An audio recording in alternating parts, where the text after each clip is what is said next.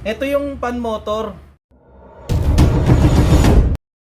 Tinanggal namin dun sa unit na sa customer.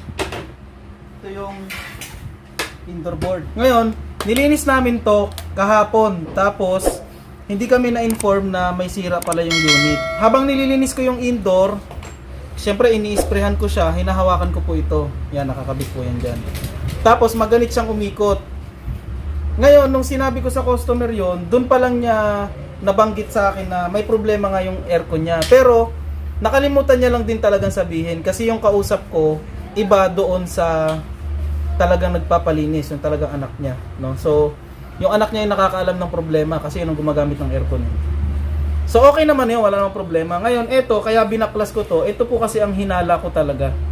Okay? Kasi pakinggan nyo ha. Rinig nyo ba? Napakatigas niyang ikutin. Napakatigas niyang ikutin. Ibig sabihin, yung bearing nito sira na. Tapos tinry namin siyang paganahin after namin linisin.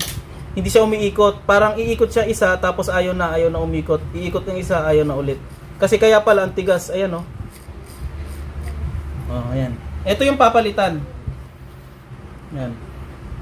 Nakalimutan lang sabihin sa akin kasi dapat pinull down ko na sana kung alam ko lang na may issue yung unit. Kaso hindi naman. Kaya na-discover ko na lang habang nililinis. Pero okay naman. Talagang alam ng may-aring may problema yung aircon nila. Nakalimutan lang talagang sabihin sa akin. Yun lang yun. Wala nang iba. Ayan o. Ayan. Okay? A few inches later. Tapos ko nang i-repair yung fan motor, indoor fan motor. Ngayon, pagaganahin natin kung okay na ba siya. So ito, pwedeng palitan ng buo. Pwede ring hindi. Ayan, umikot na siya oh. Doon sa customer, hindi to umiikot doon eh. May nauna akong video. So umiikot na to. Ayan oh. Ikot na siya. So ang naging problema nito, hindi naman talaga yung bearing pala. Okay?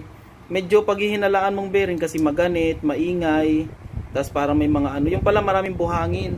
So yung mga kaibigan nating masisipag na langgam, naghakot ng buhangin doon, siguro may itatay yung structure doon sa loob ng pan motor. Eh napindeho yung project dahil ayan oh. No, tinanggal ko na lang. So sa may-ari nito, kayo na po bahala kung papalitan pa rin natin ng buo or okay na yan kasi hindi naman pala sira yung bearing niya. Okay naman pala siya. Ayan oh. Umiikot na po siya ng maayos. Ayan oh. Umiikot na siya ng maayos. Kita nyo naman. Ayan oh. O, tingnan nyo ha. Hindi yan umiikot doon. Ang naging root cause ng problema, hindi pala bearing. Kaya pala maingay siya at maganit dahil may mga buhangin na nakapaligid sa bearing, hinakot ng mga kaibigan nating langgam. So pwede na nating wagpalitan to. Okay na to. Yan. Okay?